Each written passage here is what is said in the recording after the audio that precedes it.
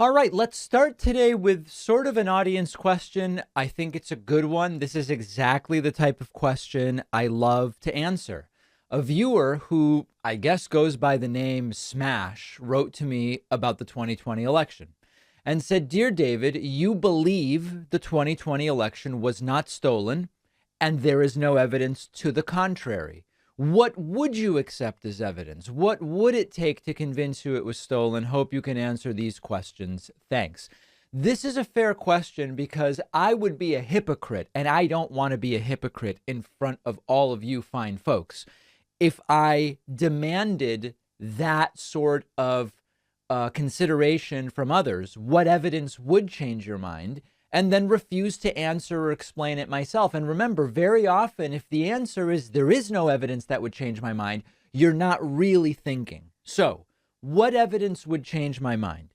The first thing, whenever you have a conversation like this, and maybe this will be useful to some people, when we say evidence, what are we even talking about? And so to be very clear, for me to be convinced that there was an orchestrated voter fraud or election fraud wherein Donald Trump was the real winner, but Joe Biden stole it, I would need evidence of some kind of systematic voter fraud. So the fact that we found a bunch of Republicans, a dozen or so, who either voted twice. There's the guy who's a junior and he voted for himself and for his dad senior, who is no longer alive.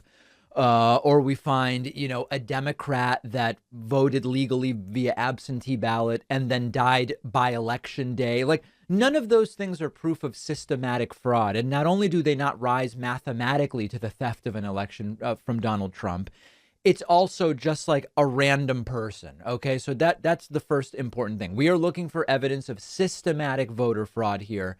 And I would even go further and say systematic voter fraud that would have materially changed the results in at least one state. Not even the entire thing, but at least one state. Okay. There are two types of claims that the proponents of these conspiracy theories often make. The first type of claim is that sometimes the big lie people will make a claim that something happened, and that thing did happen, but it just isn't actually voter fraud, even at the individual level, never mind some kind of systematic voter or election fraud. So I'll give you an example. They say hundreds of thousands of people were registered in two places, or usually it's like at the state level, they'll say tens of thousands of people were registered at two different addresses. That's not evidence of any kind of fraud. It's not a crime. It's really common that when people move, they remain registered at the old place. If they showed up and tried to vote at the old place, they would be allowed to, but they also might be registered at the new place. As long as you don't vote twice, there's no issue and there's no crime. So all of the allegations from the right about things that are true but aren't actually a problem, those I don't consider evidence of voter fraud because they're quite literally not fraud. Another example is they say state legislatures changed voting rules without altering the state constitution. Well, that's true, but that's legal. You might not like it. You might disagree. But under the public health emergency of COVID in 2020, there were state legislatures that voted without altering the state constitution to expand absentee ballot or whatever. It's not a crime. It's not illegal, and it's not evidence of voter fraud. So that's one bucket. Things that happened but aren't actually evidence of voter fraud. Those don't change my mind. All right. Then we get to the claims of anomalies, your preference. OK, like, for example, hundreds of thousands of people didn't really vote, but they show up as having voted. There has been no proof of those claims.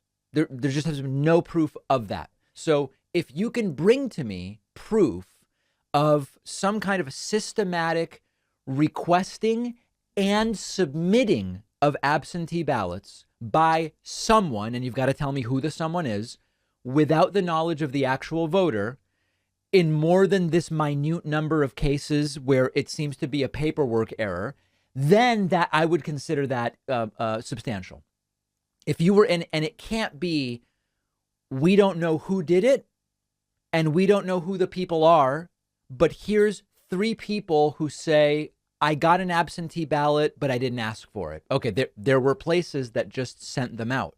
That's not fraud either, okay? So if you can come to me with evidence that, listen, we have found an IP address from which 100,000 absentee ballots, 10,000, 20,000, something, were requested en masse, sent somewhere, intercepted by someone who filled them all out and sent them all in. Oh, now we're talking about something. We do not have that. Proof of people voting in multiple locations. That I would be interested in. Not just you're registered in 2 places. Not illegal. Trump's daughter, Tiffany Trump, that applied to Tiffany Trump. It applied to Mark Meadows. That's not actually against the law. If you had actual forensic digital evidence of voting machines being used in a nefarious way, you know, you've got MyPillow talking about the machines, and you've got all these claims about Dominion did this, no proof. Smartmatic did that, no proof. Okay. If you present actual evidence that we can subject to a digital forensic specialist who can say, hey, you know what? Here's proof. Here is proof of the manipulation. Here's 10,000 people who tried to vote for Trump and their votes were counted for Biden. That has not been presented. Okay.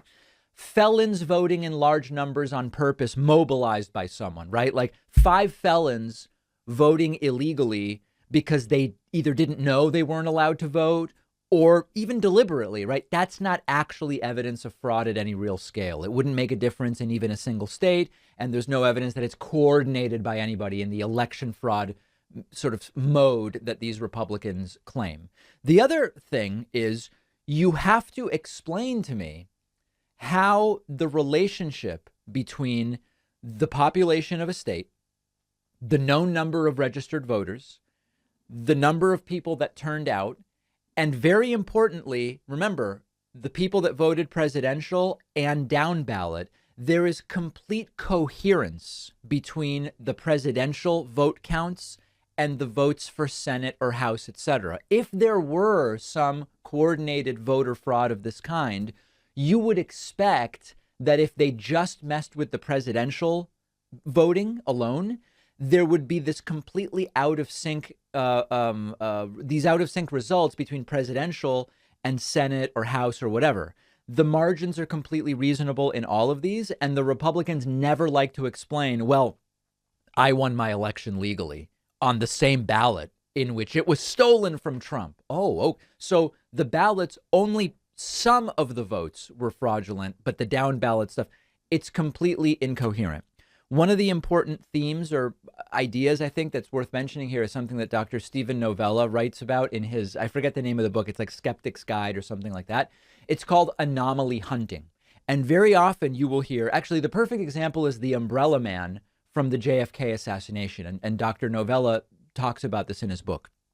After the assassination of JFK, pictures turned up with a guy holding an umbrella on the grassy knoll or, on the side of the parade route at which John F. Kennedy was killed. And you had people who started to say, it was a sunny day. There's no reason someone would have an umbrella. And so they start to build up a picture that goes something like, what are the odds that we have a presidential parade and the president is assassinated and we're told this story of a lone gunman up in the window and there's a guy with a huge umbrella on a sunny day right alongside where JFK was killed. He must be involved because that's so anomalous. But as Dr. Stephen Novella explains, the question should be a different one. The question should be, because that does make it sound nefarious in some way, but what if you reframe the question and you said, what are the odds that at a presidential parade with so many attendees, you find someone who looks out of place for no particularly nefarious reason? When you ask it like that, a guy with an umbrella doesn't sound so sinister. And of course, we later found out that the guy with the umbrella was a political protest. I believe it was a political protest against maybe Robert Kennedy. I don't remember exactly. So you have to also understand that, if I said to you, look at this thing that happened, that's a 1 in an 8 million chance, you would say, oh my God, that's got to be, something is going on there. Something is acting on that. 1 in 8 million things are so rare. New York City has 8 million people. That means every single day there could be a 1 in 8 million occurrence, and it would be mathematically expected. And so a lot of this stuff that these people look for is sifting through data to find something that sounds unlikely. But the reality is that when you have however many million votes we had, 170 million, 180 million, more, less, something, you can find seeming anomalies and they don't really mean anything. Okay, so hopefully that gives a sense of what I would accept as proof that the 2020 election was stolen. Donald Trump's lawyer, Christina Bobb, is lawyering up and willing to cooperate with the Department of Justice. My, how quickly things change when you are one of Donald Trump's lawyers. Remember, MAGA really means making attorneys get attorneys. Salon reports, Trump attorney lawyers up and says she's willing to cooperate with DOJ in Mar-a-Lago case. At least one member of former President Trump's legal team has hired her own lawyer, and allies are urging another to follow suit. Trump attorney Christina Bobb and Trump attorney Evan Corcoran affirmed to the Justice Department that Trump did hand over all those classified records from Mar-a-Lago, but prosecutors say that wasn't true. The response was incomplete after the FBI searched and found more documents. Bobb, who, by the way, is also an anchor on Right Side Broadcasting, if you can imagine the incestuous nature of what's going on there, Bobb has since hired her own lawyer and made it known to Trump allies she is willing to cooperate and be interviewed by the Justice Department. Colleagues have also urged Corcoran to hire a criminal defense lawyer because of his response to the subpoena. According to the report, he insists it's not necessary. Bobb told the Washington Post when asked whether she was negotiating for a sit-down interview with the DOJ, "I'm sorry, I'm not allowed to talk about it." Now, remember Bobb's relevance in this entire thing. That is in this article where it says, quote, Bobb signed a document affirming that Trump handed over all the documents that are responsive to the subpoena after a diligent search. Corcoran then met with DOJ officials and made a similar statement. They then found that that was not actually true. Now, another important aspect of this is that Bobb helped push Trump's legal challenges after the election and has insisted that she believes the document she signed was accurate. But she also told Right Side Broadcasting she's not actually acting as Trump's attorney while serving as a custodian of records. She's only doing the custodian of records thing. So listen, here's the bottom line on this. Even if you are a Trump supporter, how can you justify him taking the documents? What is your explanation for what he was planning to do with them? And why did he lie about them having been returned? Did he not know? And you believe Christina Bobb is the one who lied? Well, Christina Bobb says she signed off on it because she believed the documents were returned. So who told her? Because if it's not Trump who said lie and say the documents were returned, and if Christina Bobb was just doing what she was told, who came up with we are going to claim the documents were returned? The next part of it is, are any of the explanations that anybody has given believable, right? The documents were for Trump's library that he doesn't care about. The documents were for Trump to write his memoirs, even though Trump doesn't write. The documents were for Trump to read, even though Trump doesn't read. The documents were declassified telepathically right before the FBI planted them. None of the stories make sense. And what we're learning is every single one of these people is in over their heads. Think about the number of red flags here. And what it sounds like is that Christina Bobb realized people are going down. This is a very serious criminal investigation. The FBI knows that we didn't really return the documents. My name is there saying the documents were returned, and she is now trying to distance herself. But the theme is being Trump's lawyer really doesn't go well. It often doesn't go well financially. Although Trump's newest lawyers are collecting money up front, which is smart of them to do. And it often doesn't go well criminally or in terms of your legal career either. Christina Bobb has lawyered up. Who will be next? Find me on Twitter at @Pakman and let me know. So I was briefly on a reality show called The Dish, and this is really pretty funny. This is a show where Mama June Shannon is on the Treasure Coast of Florida. She's trying to help my friend, TV star Adam Barta, seize the opportunity of a lifetime. There are frenemies there's drama, there's all sorts of stuff going on. For our Howard Stern fans, Tan Mom is a part of it. It's just completely crazy. And I appear on the show, and The Dish is our sponsor today. And it's all just delightfully ridiculous. And I would love for you to check out the show. Let me know once you've seen it what you think about my reality show debut. I'm curious to hear from you. That's davidpakman.com/dish. Georgia Republican Senate candidate Herschel Walker is very much against abortion. Abortion is murder. Abortion is evil. Abortion is killing. And it appears as though Herschel Walker paid for a girlfriend of his to get an abortion. The last 24 hours have been a historic and historic implosion for Herschel Walker. And you are not going to believe what is going on. But the real question, as always, is, are Republican voters so depraved that they won't even care? But we'll get to that in a moment. Herschel Walker is now being accused. And, you know, accused is sort of like, it's only the word we use because it makes him such a hypocrite, of paying for a girlfriend's abortion. The woman has receipts and a get well card that she says Herschel Walker sent to her. Here's the article about this from the Daily Beast, and the headline, the top points are, Herschel Walker says he wants to completely ban abortion. He says it's murder. He says there should be no exceptions for rape, incest, or the life of the mother. A woman who asked not to be identified told the Daily Beast that when she and Walker conceived a child while dating in 2009, he urged her to get an abortion. The woman said she got an abortion and that Herschel Walker reimbursed her for it. She was able to support the claims with a $575 receipt from the abortion clinic, a get well card from Herschel Walker, and a bank deposit receipt, including an image of a personal check from Walker for $700. The reason for the difference, the abortion costs $525, but the check is for $700, she says is because she ballparked the cost to Herschel Walker after looking up the cost online.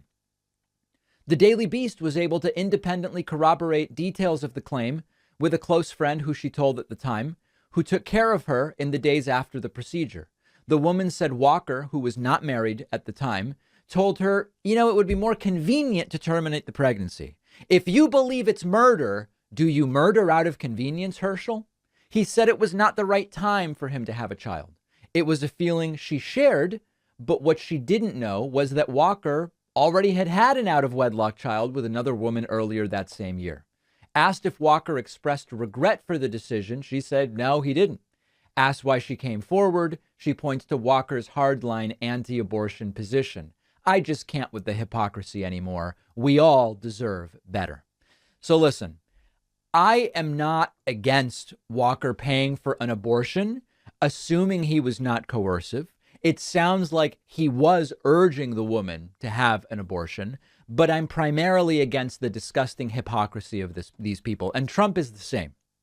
Listen, I'm not aware of Trump paying for anybody's abortion and pressuring them to get one. It would not be at all a shock if Donald Trump has sometime pressured someone to get an abortion and paid for it, but that it's not something I can speak to right now. But Trump's story about, I'm so against abortion, since being 68 years old, and up until then, I was very much in favor of a woman's right to choose.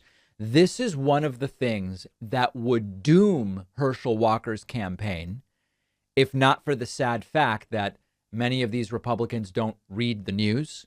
And if they do, they will assume this story is a lie. And if they believe the story, they won't care. Here is a montage from Ron Filipkowski of Herschel Walker very powerfully against abortion. A warrior for God. And God told me, thou shalt not kill. Remember, my guy I'm running against said a woman can kill her baby. Whoa. That's what he said. He's also said if a baby survived an abortion, he voted to deny that baby medical care. And how extreme can that be? And wow. He's a pastor. And I said, thou shalt not kill. He's seemed to be relish on a woman killing her baby. He's a pastor. So that's the reason. Banning most abortions after 15 weeks. What's your stance on that? I believe in life. I'm a Christian. I believe in life. And it is strange that my opponent, and no one is talking about that, he seemed to be really excited about a woman killing her baby. What is his term? It's not right to have the doctor and the patient and the government in the same room. And I said, do you not realize that there was a baby in that room too? For life, and I'm not going to apologize for it. And, you know, and I think it should be in the States. But if I had to vote right now, it'll be yes. Strange, because I say I'm a Christian. Right now, you say you're a Christian. And they said, Herschel, what do you think of? They asked me all these questions. I'm like, did I not say I'm a Christian? That means you're supposed to be pro-life. I thought. Anyway, you guys get the picture. So let's see what this does to the polling of Herschel Walker. The good news is that after Herschel Walker was very, very, very slimly leading Raphael Warnock, the last 3 polls and 4 of the last 5 have Raphael Warnock back ahead, but it is very tight. It's within the margin of error. We're talking about under a 1-point spread. So let's give this a week and see if this is finally the nail in the coffin that we've been hoping for Herschel Walker's campaign, a guy who has no business whatsoever being in the Senate. But it gets even better, my friends. After this news came out, Herschel Walker went on the Sean Hannity program, and then it got really crazy. So in order to try to defend himself, Republican Georgia Senate candidate Herschel Walker went on Sean Hannity's Fox News program last night. And this is all about this explosive story wherein, although for months and months and months, Herschel Walker has been saying, I'm pro-life, no exceptions for rape, incest, or health of the mother. Never, never, never, ever, ever an abortion. It's a murder. And now we have learned that Herschel Walker allegedly paid for a woman's abortion after urging her to get one when she became pregnant during their relationship some years ago. So Sean Hannity goes into rescue mode. And as you know, Sean Hannity has tried to rescue Trump in these interviews, and it hasn't gone particularly well. Here, Sean Hannity tries to help Herschel Walker, and it goes really, really poorly. Now, the funny thing about the interview is it's almost impossible to even tell whether Herschel Walker is denying the story because he's so incoherent. But I'm kind of kidding. Like, if you listen carefully, he does deny it. Here, he's asked by Sean Hannity, do you know the woman in question? And he says, I have no idea. He has no idea whether he knows her. And then he goes to talk about the border. It's beyond parody. Start with the Daily Beast, Herschel. I mean, serious accusations that in 2009 that you paid for an abortion. First question, do you know the woman that is making this allegation? I have no idea, but it is a flat-out lie. And he has no idea whether he knows her. And now you know how important this seat is. This seat is very important, that they'll do anything to win this seat, lie, because they want to make it about everything else except what the true problems that we have in this country is. This inflation, the border wide open, crime. They don't want to talk about that. So they're making up lies now because they need this Georgia seat. So I'm going to encourage anyone out there, let's not let them take this seat. Go and vote. Yeah, this is the entire story really is about the fact that Democrats want the border wide open, and this is how they're going to achieve it. Herschel Walker then asked about whether he sent the money, and he says, I send money to a lot of people. I just like to help people. Then he says he doesn't really know anything about it, and then a picture of the signed card pops up on the screen. Every minute element of this rescue interview attempt just going wrong for Herschel Walker. Because right now, for them to come out with total lies, I think that's not right. Let me ask you this. So they're claiming that on September 12th of 2009, that the woman has a receipt for an abortion. They're claiming that 5 days later, on September 17th, you sent a $700 check, and that you sent it in a Get Well card. The Get Well card, it looks like it's included with your signature in the article. Have you seen it, and is that your signature?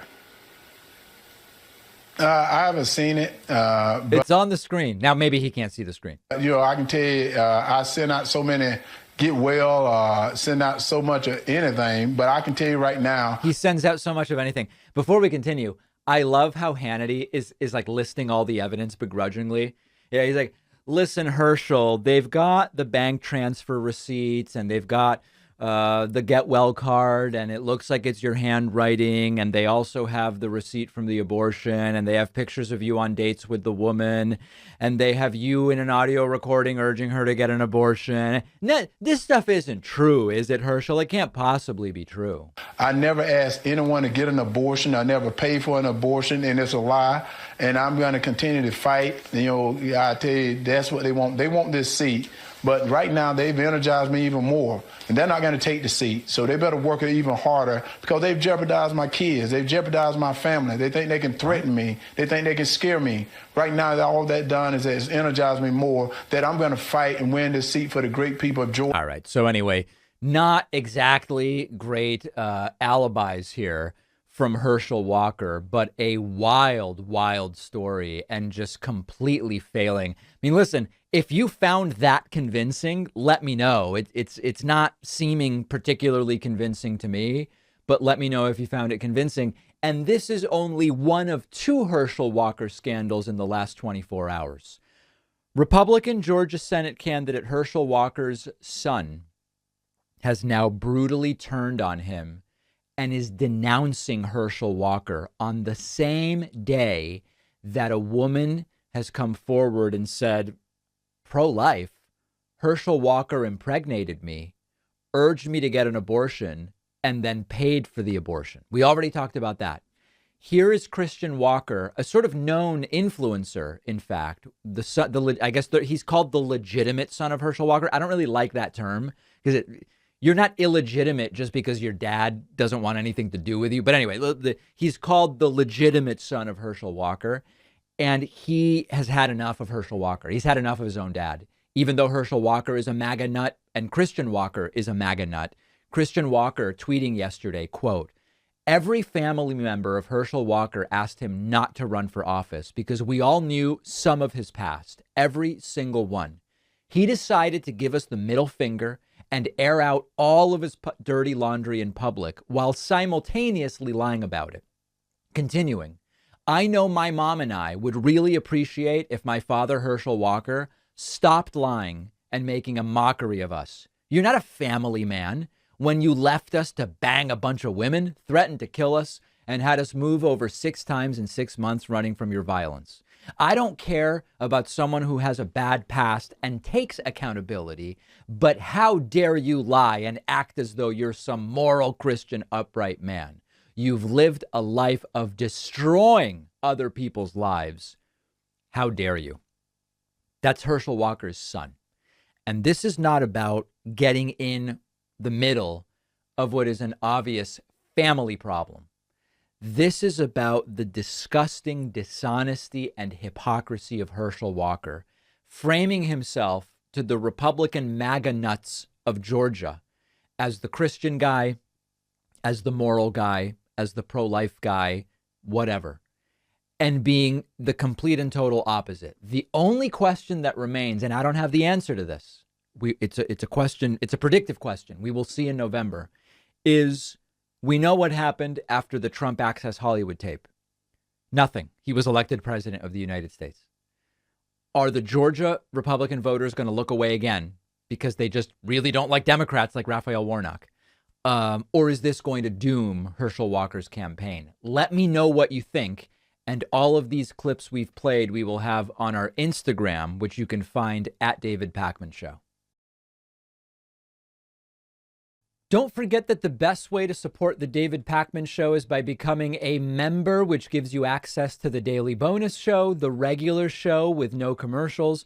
You also get access to our entire archive of every episode dating back a really long time, and plenty of other awesome membership perks. Go to joinpakman.com and use the coupon code BETTER21 for a huge discount. Joinpakman.com. Today, I'm going to be speaking with Andrew Koppelman, who is a law professor at Northwestern University and also author of the book out today, Burning Down the House, How Libertarian Philosophy Was Corrupted by Delusion and Greed. It's not just the delusion, it's also the greed, which I think is important. Really great having you on. I appreciate it. It's a coalition. It's a coalition. I'm very happy to be here. So, okay, I mean, I think maybe the way to start talking about this is I, as a progressive on the left, I err on the side of small L libertarianism when given the choice between authoritarianism and libertarianism, unless there's a really good, compelling reason to get a government or some authority involved. I say stay out of it. And of course, there are so many exceptions to this. That's like my general idea. But when we talk about libertarian philosophy in the way you talk about in the book, you're not really talking about what I'm talking about, which is a small L libertarian leaning. Is that right? Yeah, I think that's right. I think that the common ground between us is the idea that the point of government, what we should be aiming at in government, is giving everybody the means to decide for themselves how they're going to live their lives. And now that is a very new idea in human history. For most of human history, the point of the state was the greater glory of King Sargon, or the triumph of the true religion, or the triumph of the master race, or something other than the flourishing of the individual. So really the argument between you and me and the libertarians is an argument about strategy. How does one go about building a world in which people are free to live as they like? And what's distinctive about the libertarians is a very strong view that the way to assure that is to cripple the state, to limit the power of the state. If only the state were radically limited, only protected our persons and property and did nothing else, we would be freer. When you talk about the delusion part, it would be great to hear a little bit about what you mean. You know, I've experienced conversations with libertarians that devolve into, strange conversations about everybody makes their own road and puts tolls on it. Or I'm sure you've heard in popular media the way that these conversations often go. What is the delusion part that you're talking about? Well, the delusion is the idea that in order to live the lives that we want, that we can do without the kind of big, powerful state that we have had, certainly in the United States, in the last 100 years. Because there are quite a lot of things that keep us from living our lives the way that we want, which do not consist of either the government or other people encroaching on our property. One good example is COVID. COVID didn't violate anybody's rights. But the reason why we were able to beat it back is because government raised an awful lot of money with taxation. Libertarians hate taxation. Big government gave a lot of money to private investors who would not have invested the money themselves in developing a vaccine. And it was a partnership between government and the private sector that made it possible for us to go back to something approaching normal life.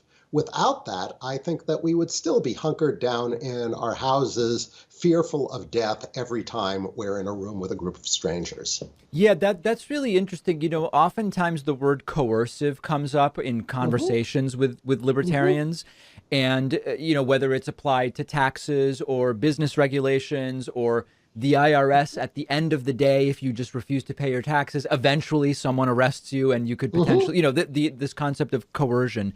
It seems to me that if you step back a little bit from politics and just think about anthropology and so many other fields of study, there's this idea that once you get to a group larger than 150, often is the number that's mentioned, 150 humans, you sort of need to have some decisions made from the top in order to be able to grow as a society beyond that. And so even if there is a little bit of coercion, don't we need a little coercion in order to be able to live as a modern society?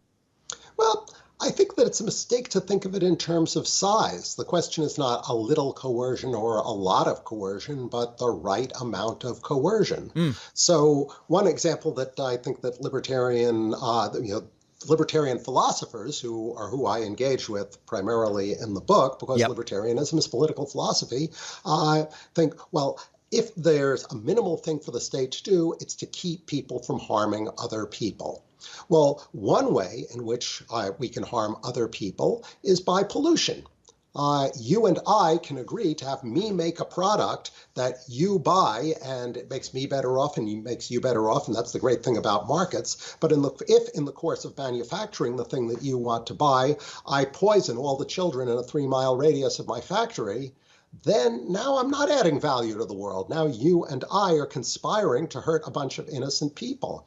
Well, so how do you fix that? You're not going to fix it with private lawsuits because it's hard for each of the victims to prove that they've been harmed. Right. The only way to do it is with regulation that limits what you can put in the air. And if you want to have that kind of regulation, you need a government with a huge staff of scientists to try to figure out which chemicals are harmful and which aren't. You cannot fix this problem without big government. You talk in the book, as you mentioned, about figures like Robert Nozick. You talk about Hayek. We hear a lot about Ayn Rand and the Koch brothers and all of these different players that are often loosely described as libertarians of some sort of flavor. Modern libertarianism has been influenced the most by who of these characters or others that you engage with in the book? Well, the common sense libertarianism that an awful lot of people hold, the sort of common sense minimal state idea, really owes the most to Murray Rothbard, who is the most important political philosopher you never heard of. He's the one who shaped the early Libertarian Party. He's the one who persuaded Charles Koch to start funding libertarian causes. He's the one who met young Robert Nozick when he was a graduate student and got him interested in this stuff. He also mentored Randy Barnett, who was the mastermind of the legal challenge to Obamacare. So I think he's the most important of the lot. And I talk about all of these people in the book, which basically describes the way in which libertarian thought has evolved over time. And he was fundamentally an anarchist, but one way of taking his line of thought is to, which I guess people who are not willing to go all the way to anarchism have gone, is to say, well, whatever else we do, let's minimize the power of the state and the authority of the state. And while that's still not the official line of the Republican Party, it has enormous influence there. Trump didn't talk in broadly libertarian terms, but you look at what actually got passed when the Republicans had both houses and the presidency. They did a big tax cut for the rich. They nearly took health care away from 20 million people, and they gutted administrative agencies like the EPA, which I guess goes to the thing I said at the beginning about a coalition. Libertarianism draws two different kinds of people. One is philosophers like Nozick, who have a story to tell about what a just state is. And the other part of the coalition is business people who'd like to be able to hurt people without being bothered by the police. Yeah, I mean, but I'm curious in terms of the modern Republican Party, because you're sort of mentioning a little bit about the rhetoric versus the things that were passed under Trump in those couple of years. In the modern Republican Party, kind of in the MAGA direction that it has gone, it seems nationalism is a big thing. It seems as though authoritarianism, when it is convenient to you, it has become an increasingly big feature. Is there any real traditional libertarianism that is still kind of left or prominent in the modern Republican Party? Well, the libertarianism that remains prominent is a desire to constrain the state. The formula of the Republican Party for a long time has been to talk populist while doing big favors for rich supporters. And so you see that in what continues to be the target of the Republicans, the modern administrative state. The administrative state is really inconvenient for business. So you tell people, you tell ordinary working people that, I'm going to protect you from these arrogant government bureaucrats who don't respect you. And then you limit the capacity of the bureaucrats to deliver clean water and safe workplaces and clean air. And so the consequence is that then you tell your ordinary working person, look, I saved you from the bureaucrats. And as a consequence, that ordinary working person does not live long enough to meet his grandchildren.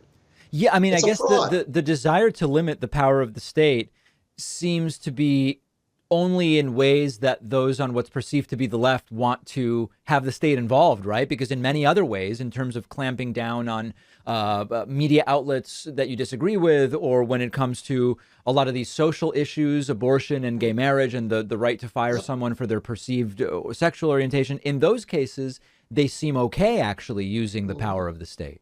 And what we saw under the first Trump administration, we'll see if there's a second Trump administration, but they already learned that they could get away with scooping up peaceful protesters and shoving them into vans and taking them through an undisclosed location. That doesn't seem especially libertarian.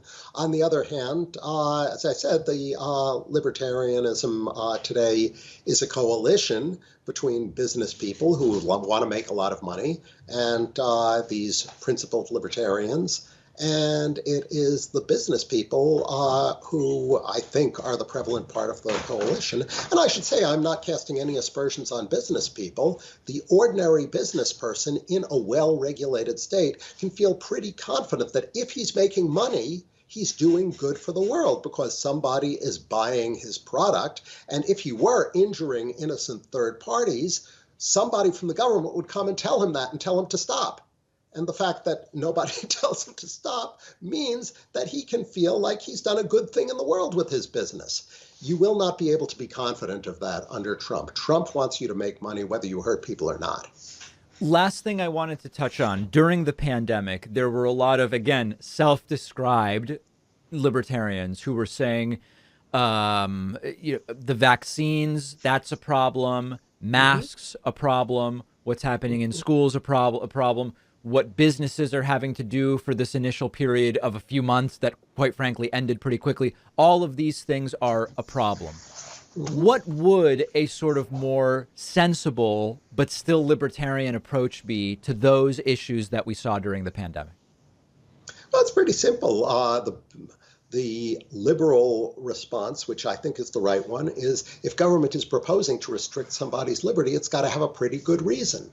Sometimes the reasons are no good, and sometimes the story about arrogant government bureaucrats is correct. The Centers for Disease Control came up with a test that didn't work and wouldn't let anybody else develop one. It was a scandal. But on the other hand, a lot of these restrictions, certainly the massive promotion of vaccines with tax money and the requirement that healthcare workers get vaccinated,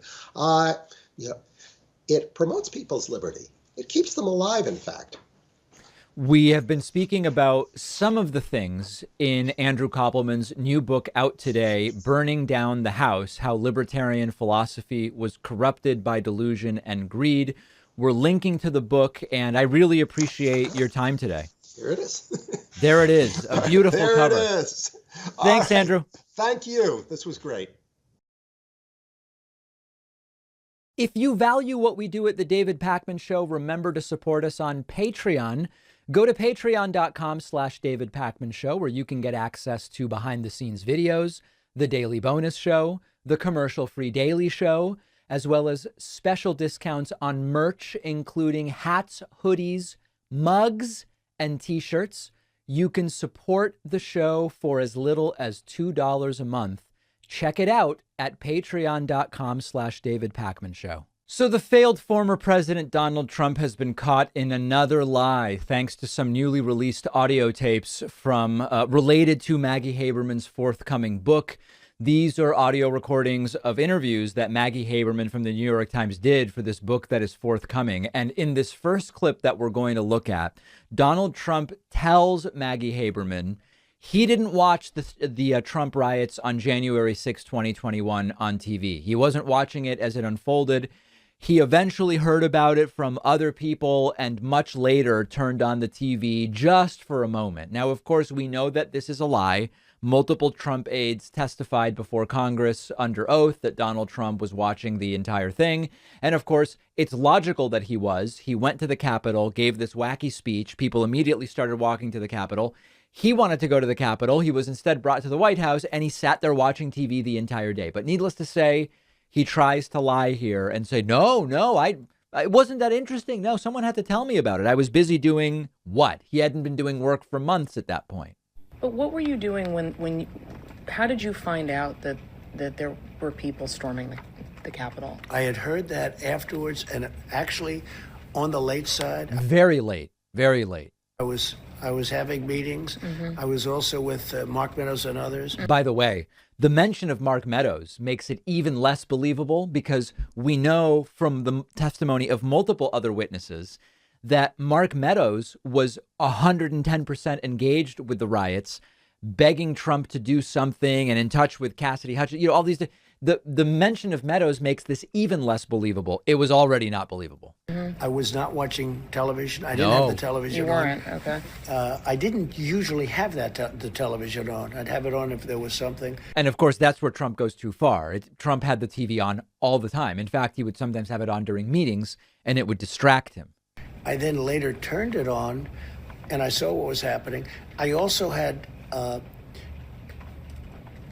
confidence that the Capitol, who didn't want these 10,000 people. The Capitol Police, you mean? That Okay. they'd be able to control this thing. And you don't realize that, you know, they did lose control. So what Trump says there, it just wasn't true on two fronts, that there were aides around him at that time who have testified to the House Select Committee that he indeed was watching television during that period. He would have seen the Capitol falling to his supporters. And also the Capitol Police were clearly overwhelmed by the Trump supporters. Yeah, so it's all lies. And we've talked about it. There's widespread reporting. Reuters, Trump watched January 6th Capitol riot unfold on TV, ignored pleas to call for peace. The entire afternoon was Trump watching it and then initially thinking that it was great. And then later people urging him to do something about it. Trump starting to become upset that the rioters were coming off as so lowbrow. They didn't exactly seem like high class people, was a concern for Trump as that was going on. And we know that it was all lie after lie after lie. Now, there's one other clip here. This is pretty interesting now in the context of the Mar-a-Lago raid. Donald Trump was asked about by Maggie Haberman in these recordings about taking stuff from the White House. And it's all just kind of weird. The language is weird again. That you had with Donald Trump, where you brought up the correspondence he had with North Korean leader Kim Jong-un. The New York Times released audio of this. Now we have audio of this conversation, so let's listen. Did you leave the White House with anything in particular? Are there any memento documents you took with you? Anything of note? Nothing of great urgency. No. Okay. I have great things there. You know, the letters, the Kim Jong-un letters, I had many of them. You were able to take those with you? Look at what's happening. Wow. Those are the love letters. No, I think I think that's in the archives, but most of it is in the archives. Okay.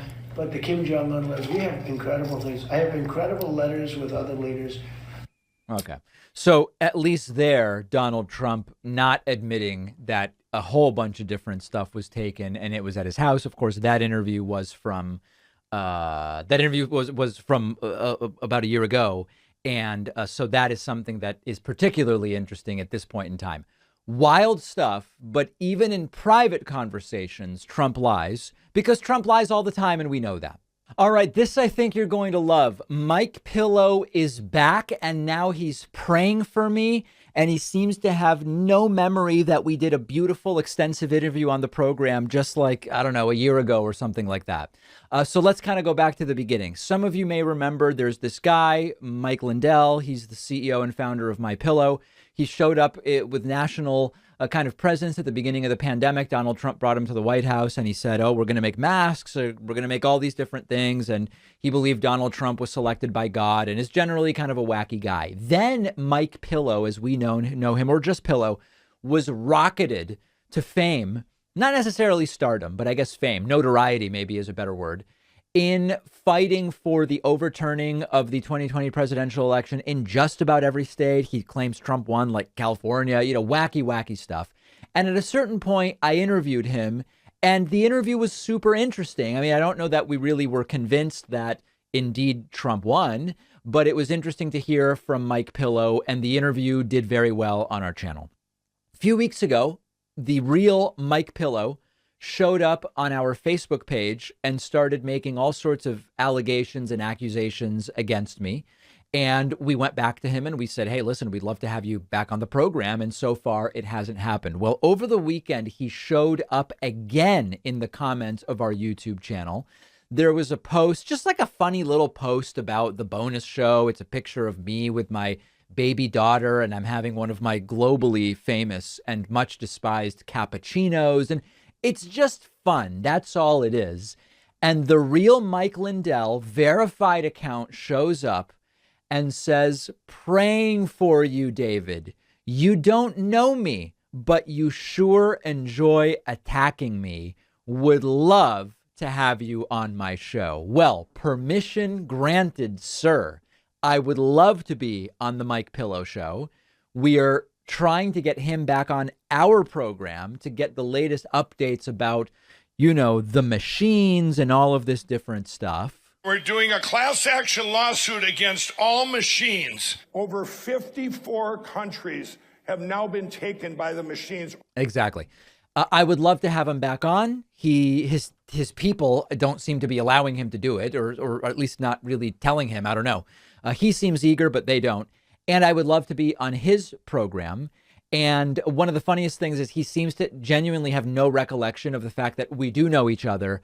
We have each other's numbers. He's been on the program. We talked on the show. We talked off the show. I know he's a busy guy, but you would think with the amount of time he's spending on my Facebook page, he would have some memory of the fact that we did an interview. And Haley actually pointed out to him, you've literally been a guest on his show within the last year. And that is absolutely true. So Pillow increasingly spending time on my Facebook page, which in a way I love and I'm flattered. And the funniest thing about this is like a little behind the scenes thing.